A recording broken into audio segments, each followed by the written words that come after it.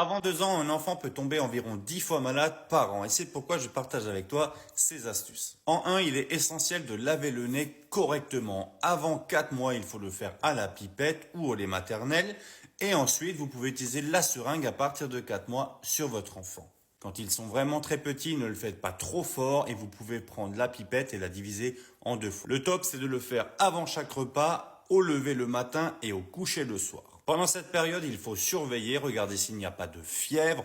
Vous pouvez également, pour régler son inconfort, lever un tout petit peu le matelas pour qu'il respire mieux la nuit.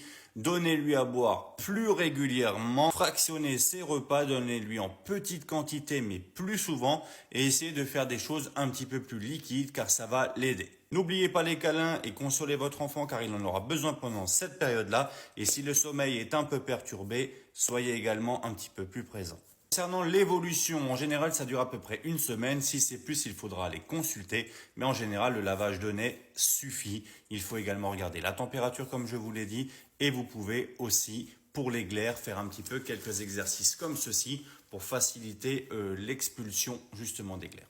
Pour les cas où il faudra surveiller, si votre enfant ne mange plus du tout ou vraiment la moitié de son repas et que ça se prolonge sur plusieurs jours, il faut consulter. Une fièvre haute et anormale qui persiste, il faut consulter. Si votre enfant a une respiration qui est bruyante, saccadée, où vous voyez le ventre qui se creuse comme ceci ou dans les côtes, entre les côtes, là également, il faut consulter. Votre enfant ne rigole plus, ne sourit pas, il n'est pas comme d'habitude, un peu amorphe, là aussi il faut consulter. Pour éviter la contagion, puisque avec une simple gouttelette, on peut transmettre tout simplement le virus, donc il faut vraiment éviter le contact.